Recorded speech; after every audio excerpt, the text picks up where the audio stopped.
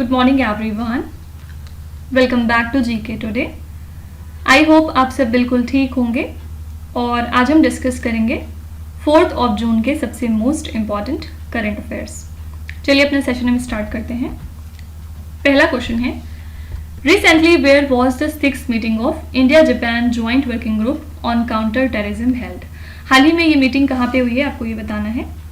तो India Japan joint working group on counter terrorism की जो मीटिंग थी ये हाल ही में कंडक्ट हुई है नई दिल्ली में, ठीक है। और की डिस्कशंस क्या क्या थे यहाँ पे, रीजनल टेररिस्ट थ्रेट के बारे में बात की गई, स्टेट स्पॉन्सर्ड टेररिज्म रिलेटेड बातें हुई, साथ ही जो टेक्नोलॉजी का मिसयूज करते हैं टेररिस्ट उसके बारे में चर्चा की गई है, ठीक है। तो दोनों ही नेशंस ने इस बात पे एम्फेसाइज किया है कि हमें कॉपरेशन इन्हांस करने की जरूरत है through information exchange, capacity building and multilateral cooperation. तो इसकी जो नेक्स्ट मीटिंग है वो टोक्यो में कंडक्ट की जाएगी और इसके लिए एक म्यूचुअली कन्वीनियंट डेट बाद में डिसाइड होगी, ठीक है।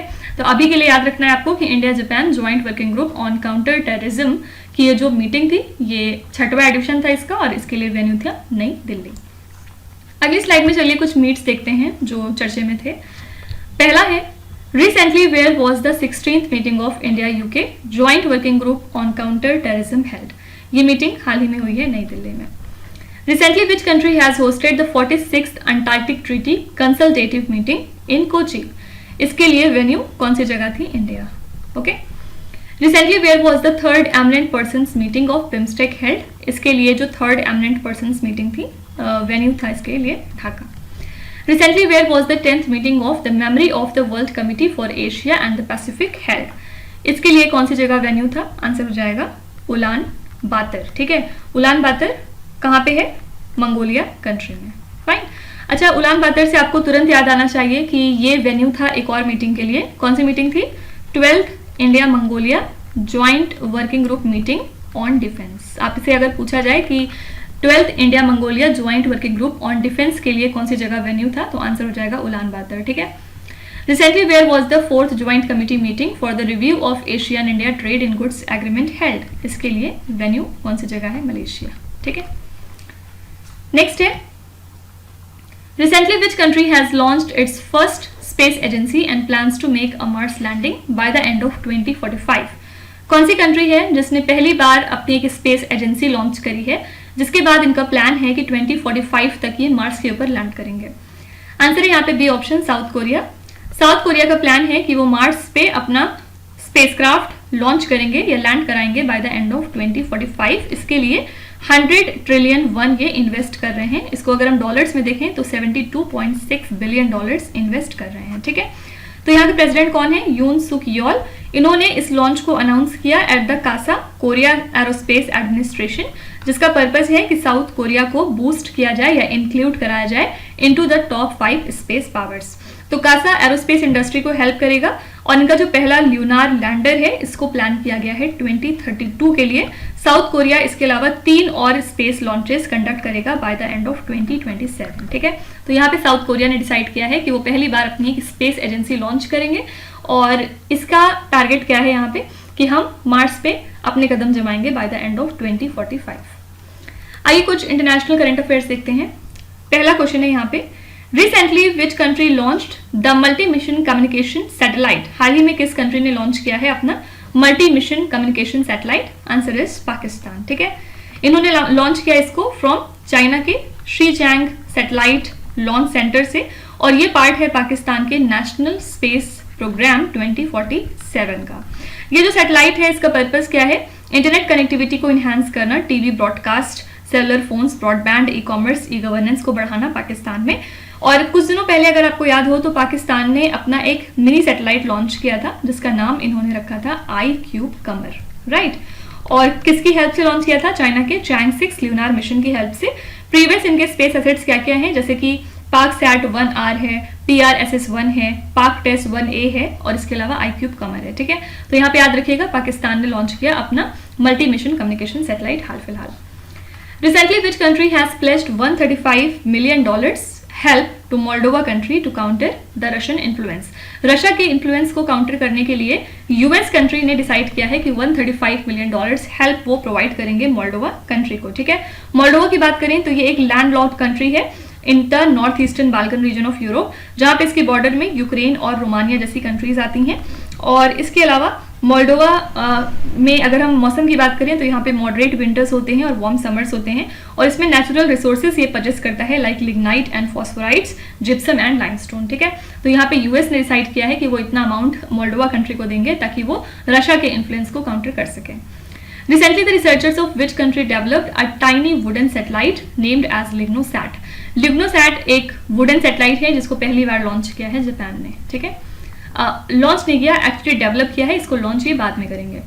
Which country has recently assumed the chair of the Colombo process for the term 2024 to 26? इसके लिए चेयरमैन बन गए हैं हमारी country India. Which country deemed the cyclonic storm Remel that recently hit the Bay of Bengal? 3 बातें याद रखनी है। सबसे पहले रेमल कहाँ पे फॉर्म हुआ है, अराबियन सी में या फिर बे ऑफ बंगाल में, तो answer is bay of Bengal. कौन से एरियाज को इसने हिट किया था, वेस्ट बंगाल के कुछ हिस्सों को और इसके अलावा बांग्लादेश कंट्री के कुछ हिस्सों को। ठीक है, और इसका नाम किस कंट्री ने रखा है, तो answer is Oman. Okay, next है what is the theme of world no tobacco day 2024? इसके लिए थीम हमने क्या रखी है, सबसे पहले वर्ल्ड नो टोबैको डे हम ऑब्जर्व कब करते हैं, तो इसको ऑब्जर्व किया जाता है 31 मई को, और यहाँ पे थीम थी protecting children from tobacco industry interference. इस थीम का पर्पस क्या है, लोगों को, जो हमारी यंग जनरेशन है बेसिकली, उनको हम सेफ गार्ड करें from the harmful effects of tobacco, और इंडस्ट्री को कॉल ऑन दी जाए कि वो बंद करें यूथ को टारगेट करना with the detrimental products of tobacco. ठीक है, तो वर्ल्ड नो टोबैको डे हम 31 मई को ऑब्जर्व करते हैं। इस साल की थीम है protecting children from tobacco industry interference. अगली स्लाइड में चलिए थीम्स देखते हैं, मोस्ट इंपॉर्टेंटली यहाँ पे what is the theme for the world health assembly 2024? World health assembly के लिए हमने थीम क्या रखी थी, all for health and health for all. ठीक है, ये पूरी थीम थी इसके लिए। What is the theme for international day of United nation peace keepers 2024? इसके लिए हमने थीम रखी है fit for the future. Okay, fit for the future, building better together, ये आपको पूरी थीम याद रखनी पड़ेगी इसके लिए। ठीक है, what is the theme for the green airports recognition 2024? इसके लिए थीम क्या थी, यहाँ पे लिख रही हूँ, यहाँ पे थीम थी biodiversity and nature based solutions. What is the theme for international day for biological diversity 2024? इसके लिए हमने थीम रखी थी be part of the plan. और लास्ट है what is the theme for world bee day 2024? World bee day के लिए हमने थीम रखी है बी इंगेज्ड विथ यूथ। ठीक है, सब लोग कमेंट से बताएंगे कि वर्ल्ड बी डे हम कब ऑब्जर्व करते हैं। नेक्स्ट है what is the primary aim of the red flag 24 exercise recently held in Alaska? इसके लिए थीम क्या रखी गई है, तो आंसर हो जाएगा to integrate air crew in a multinational environment through advanced aerial combat training. तो एक इंडियन एयरफोर्स का कंटिजेंट था जो कि अराइव हुआ है इल्सन एयरफोर्स बेस में in Alaska for this exercise, जिसमें कि हमने डिप्लॉय किया था अपने राफेल फाइटर जेट्स को। रेड फ्लैग 24 एक 2 हफ्ते की advanced aerial combat training exercise है जो कि इंटीग्रेट करेगी मल्टीनेशनल एयर क्रूज को in the realistic scenarios. Approximately 3100 service members इसमें मौजूद होंगे और 100 एयरक्राफ्ट जो हैं वो पार्टिसिपेट कर रहे थे using the 77,000 square miles of air space in the joint Pacific Alaska range complex. ठीक है, तो ये एक्सरसाइज हो रही है सिंस 1975। पर्पस क्या है, एयर क्रू को इंटीग्रेट कराना in a multinational environment through advanced aerial combat training. Okay, अगली स्लाइड में आइए कुछ एक्सरसाइजेस देखते हैं जो पिछले दिनों न्यूज में थी। पहला है recently where was the exercise cyber Suraksha 2024 held? इसके लिए वेन्यू था New Delhi. Recently, the 10th Wild Ass Population Estimation, that is WAPE exercise, was conducted by the Forest Department of which Indian state? ये एक्सरसाइज हुई है गुजरात में। Exercise Tarkash, a joint counter terrorism exercise recently held between which 2 countries? ये exercise हुई है India और US के बीच में। Which 2 countries recently carried out the 7th edition of joint military exercise Shakti? Answer हो जाएगा इंडिया एंड फ्रांस। और लास्ट है Dustlik joint military exercise recently seen in the news is conducted between which 2 countries? Dustlik exercise होती है between India and Uzbekistan. Okay, recently where was the Kavango Zambezi trans frontier conservation area summit held? ये summit कहाँ पे हुई है हाल फिलहाल, आपको ये बताना है। तो आंसर हो जाएगा country Zambia, that is C option. यहाँ पे 400 डेलीगेट्स थे जिन्होंने कन्वीन किया in Zambia for the first Kavango Zambezi trans frontier conservation area summit. इस समिट का पर्पस क्या था? इसके प्रोग्रेस को एग्जामिन करना सिंस काजा TFCA के इंसेप्शन, और इसको रिव्यू करना इसके थ्रू 2016 के मेमोरेंडम ऑफ अंडरस्टैंडिंग को, साथ ही 2011 का काजा ट्रीटी कितना इंप्लीमेंट हुआ है इसको चेकआउट करना। ठीक है, तो इस थीम का पर्पस क्या था? काजा के नेचुरल और कल्चरल रिसोर्सेज को यूज करना फॉर सोशियो इकोनॉमिक डेवलपमेंट, और काजा लगभग फैला हुआ है 5,20,000 स्क्वायर किलोमीटर्स में इन अक्रॉस 5 सदर्न अफ्रीकन कंट्रीज। ठीक है, तो यहाँ पे बस इस समिट के लिए वेन्यू याद रखिएगा, कहाँ पे हुई है ये समिट? आंसर है ज़ाम्बिया कंट्री। अगली स्लाइड में चलिए कुछ समिट्स देखते हैं जो न्यूज में आई।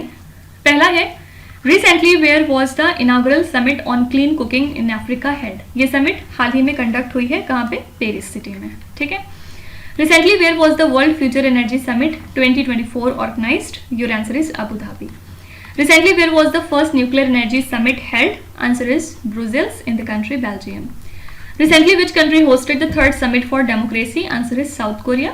और लास्ट है recently FICCI organise the cold chain and logistics summit at which place? तो इसको ऑर्गेनाइज किया गया नई दिल्ली में। ठीक है, नेक्स्ट है which organisation recently released the report titled as hooking the next generation, how the tobacco industry captures the young customers. ये रिपोर्ट किस ऑर्गेनाइजेशन ने जारी करी है, आपको यहाँ पे ये बताना है। तो आंसर हो जाएगा world health organisation, that is D option. WHO ने स्टॉप के साथ मिलकर रिलीज किया है इस रिपोर्ट को on world no tobacco day, जो कि हम ऑब्जर्व करते हैं 31 मई को, और इसमें इन्होंने ये बताया कि लगभग 37 मिलियन बच्चे ऐसे हैं जो कि 13 से 15 साल की उम्र के बीच में आते हैं और वो टोबैको का इस्तेमाल करते हैं, और 15 से 30 साल के बच्चों में 85% लोग ऐसे हैं जो कि एक्सपोज्ड हैं to the e cigarette ads. ठीक है, तो ई सिगरेट जो है वो निकोटीन लैडन एरोसोल को प्रोड्यूस करता है, जो कि एक एडिक्टिव सब्सटेंस होता है। ठीक है, तो यहाँ पे रिपोर्ट के अंदर की बातें आपसे वनडे एग्जाम में नहीं पूछी जाएंगी, लेकिन आपको ये याद रखना होगा कि इस रिपोर्ट को पब्लिश किसने किया है? वर्ल्ड हेल्थ ऑर्गेनाइजेशन ने। अगली स्लाइड में चलिए कुछ रिपोर्ट्स देखते हैं जो न्यूज में आई। पहला है which organisation recently released the global food policy report 2024। इस रिपोर्ट को किसने पब्लिश किया है, आपको ये बताना है। तो आंसर हो जाएगा IFPRI। फुल फॉर्म क्या है इसका? International food policy research institute. इन्होंने इसमें रिवील किया है कि 38% ऑफ इंडियंस ऐसे हैं जो कि अनहेल्दी फूड्स को कंज्यूम करते हैं, और 28% ऐसे हैं जो कि सारे के सारे 5 रिकमेंडेड फूड ग्रुप्स को कंज्यूम करते हैं। ठीक है, तो मैल न्यूट्रिशन इंडिया के अंदर काफी हद तक बढ़ चुका है, क्योंकि 2011 में मैल न्यूट्रिशन की परसेंटेज थी 15.4%, लेकिन अब 2021 में ये वैल्यू बढ़ के हो चुकी है 16.6%। ठीक है, तो एडल्ट ओवरवेट प्रिवेलेंस इंक्रीज हो चुका है from 12.9% in 2006 to 16.4% in the year 2016। तो प्रोसेस्ड फूड कंजम्पशन भी काफी हद तक बढ़ रहा है, जहां पे पैकेज्ड फूड का जो शेयर है हाउस होल्ड बजट्स में वो लगभग डबल हो चुका है टू 12% ऑफ वैल्यू। ठीक है, तो सिंपली याद रखिएगा इस रिपोर्ट को पब्लिश किया है international food policy research institute ने। According to a recent report by the Wildlife Institute of India, which state has the maximum number of gangetic dolphins in India? सबसे ज्यादा gangetic dolphins मौजूद हैं UP में। Recently, which organization released a report titled as Water for Shared Prosperity? इसको release किया है world bank ने। World wild life crime report 2024 recently released by which organisation? इसको पब्लिश किया है United Nations office on drug and crime ने। According to Global Electricity Review 2024 report, India surpassed which country to become the third largest solar power generator? इस report के मुताबिक India ने Japan को सरपास किया है to become the third largest solar power generator. Next है Monsoon Crocs Bio Blitz 2024 recently organized in which Indian state? ये कहाँ पे ऑर्गेनाइज हुआ है, आपको ये बताना है। तो centre for citizen science and biodiversity informatics ने under the Kerala forest research institute ये ऑर्गेनाइज कर रहे हैं मॉनसून क्रोक्स बायो ब्लिट्स 2024 को, जिससे कि पब्लिक को एंगेज कराया जाए इन द फ्रॉग कंजर्वेशन, और ये ओपन टू ऑल एजेस है। पार्टिसिपेंट्स डॉक्यूमेंट करेंगे फ्रॉग स्पेशीज को via the I naturalist application. ठीक है, और इससे ग्लोबल बायोडाइवर्सिटी इंफॉर्मेशन फैसिलिटी में वो भी कंट्रीब्यूट कर सकेंगे। तो नोटेबल स्पेशीज फ्रॉग की क्या क्या होती हैं, जैसे कि मालाबार टोरेंट टोड है, स्मॉल ट्री फ्रॉग है, इसके अलावा पर्पल फ्रॉग जो कि बहुत ज्यादा फेमस है। ठीक है, तो इसको कौन सा स्टेट ऑर्गेनाइज कर रहा है, याद रखिएगा Kerala state, that is C option. ठीक है, चलिए कुछ स्टेट करंट अफेयर्स देखते हैं। पहला है Morni hills recently seen in the news due to forest fire is located in which Indian state? Morni hills कहाँ पे लाई करती हैं? तो मोरनी हिल्स हरियाणा का इकलौता हिल स्टेशन है बेसिकली, और हाल ही में यहाँ पे सीवियर फॉरेस्ट फायर देखने को मिला बिकॉज ऑफ स्कॉचिंग टेम्परेचर्स, क्योंकि यहाँ पे टेम्परेचर्स 46 डिग्री सेंटीग्रेड तक पहुंच गए थे। ठीक है, तो ये जो ब्लेज है ये स्प्रेड हो रही थी rapidly through the arid landscape engulfing the shrubs, bushes and the trees. ये सिचुएटेड है शिवालिक रेंज पे at 3600 feet above the sea level. Morni hills harbour करती हैं डाइवर्स फ्लोरा एंड फौना को। हरियाणा फीचर करती है डिफरेंट हिल और रेंजेस को, जैसे कि इसके नॉर्थ साइड पे शिवालिक होता है और अरावलीज मौजूद हैं जो कि साउथ वेस्ट हरियाणा से लेकर दिल्ली में मौजूद हैं, और मोरनी हिल्स यहाँ पे हैं पंचकुला में। इसके अलावा एक और हिल्स हैं हरियाणा में, ढौसी हिल्स, राइट। ढौसी हिल्स कहाँ पे हैं? महेंद्रगढ़ में, और ये जाने जाते हैं अपने एक्सटिंक्ट वॉल्केनोस के लिए। ठीक है, तो मोरनी हिल्स की लोकेशन क्या है? Haryana state. Tadoba Andhari tiger reserve recently seen in the news is located in which Indian state? ये टाइगर रिजर्व कहाँ पे है?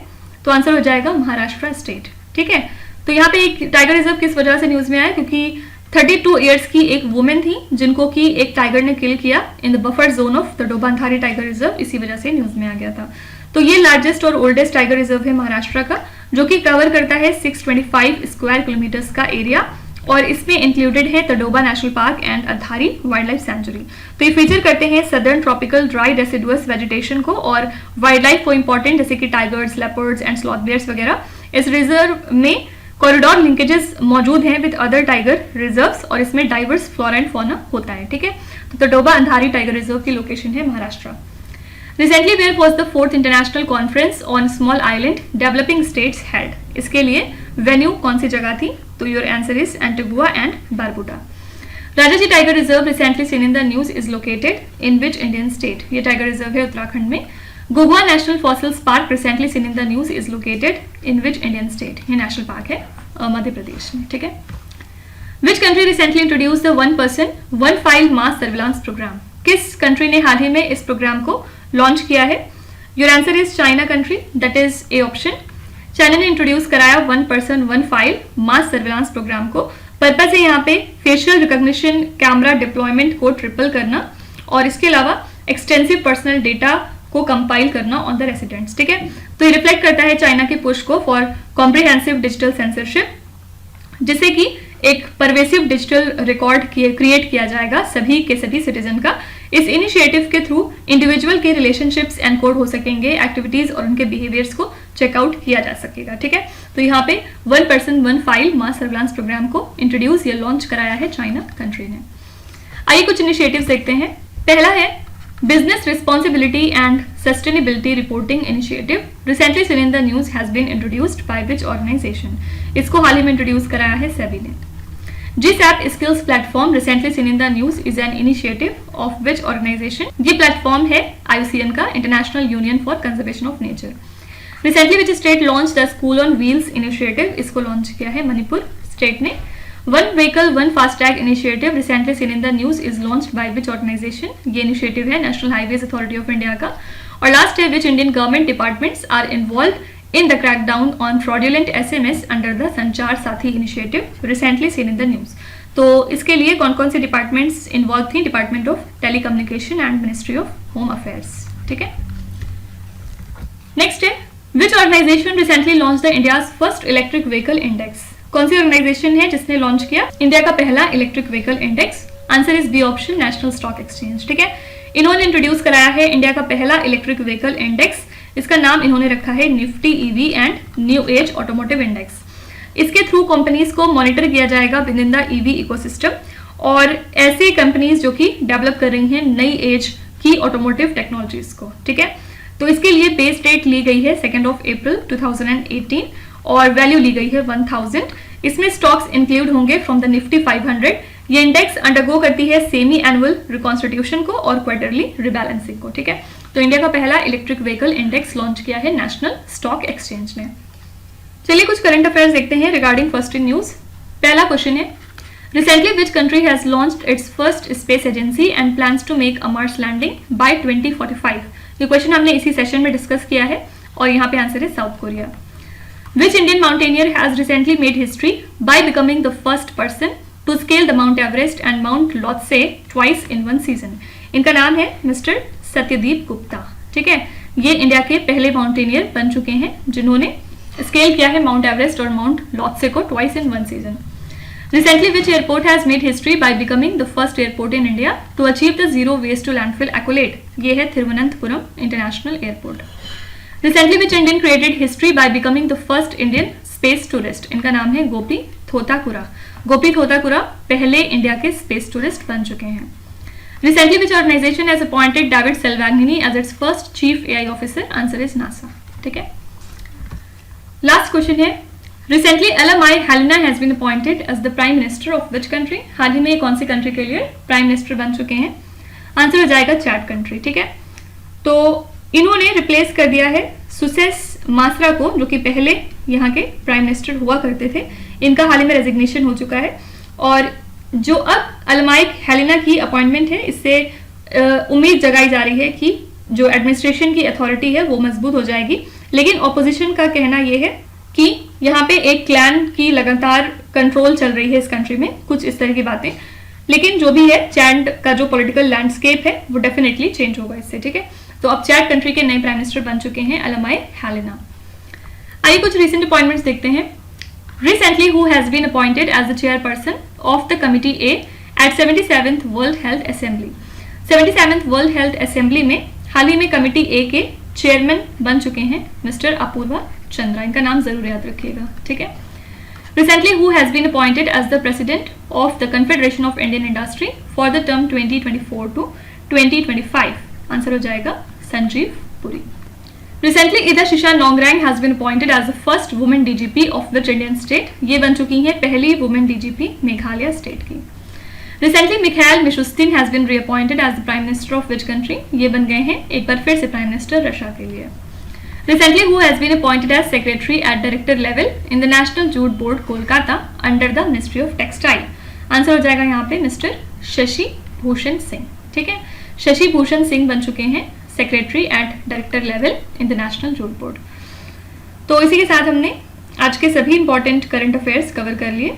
आई होप कि आपने सेशन को काफ़ी एंजॉय किया होगा और डेफिनेटली अब काफ़ी कुछ नया सीख के जा रहे होंगे. चलिए फिर आपके क्विज पे चलते हैं, जहाँ पे स्क्रीन पे आपको 5 क्वेश्चंस दिखाई दे रहे होंगे. ये क्वेश्चंस ऑलरेडी हम पीछे कहीं ना कहीं डिस्कस कर चुके हैं. यहाँ पे आपको वीडियो को पॉज करना है, हर क्वेश्चन को ध्यान से पढ़ना है और इसमें से आपको जितने भी आते हैं आप उनका जवाब कमेंट्स पे मेंशन कर सकते हैं. और जो नहीं आते उसके लिए बिल्कुल भी परेशान होने की ज़रूरत नहीं है. विथ टाइम डेफिनेटली आपका स्कोर जो है वो इम्प्रूव करेगा. बस आपको हमारे साथ कंसिस्टेंट और परसिस्टेंट रहने की ज़रूरत है. So that's it for today. I hope you have like the session. आज का सेशन आपको कैसा लगा आप ज़रूर बताएगा कमेंट्स में. साथ ही साथ आपका कोई भी रिव्यू है, फीडबैक है या फिर सजेशन है तो वो भी आप हमें बता सकते हैं. हमें जानकर खुशी होगी और हम पूरी कोशिश करेंगे उसको इम्प्लीमेंट करने की. तो कल फिर हम मिलेंगे सेम टाइम सेम जगह कल के करंट अफेयर्स के साथ. Till then stay tuned. Thank you so much for watching and please do not forget to subscribe to GK Today. With this, me Nuzad Sana signing off.